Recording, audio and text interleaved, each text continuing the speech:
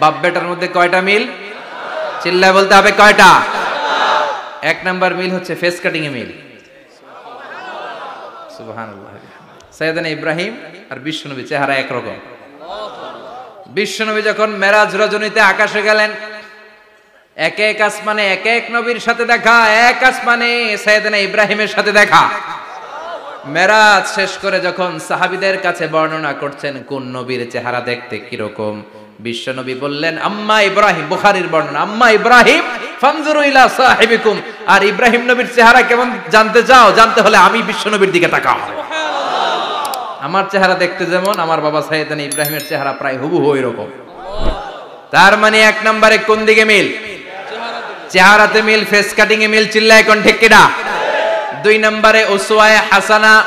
দুই নবীর ক্ষেত্রে উসওয়ায়ে হাসানা শব্দ কোরআনে ব্যবহার করেছে কে?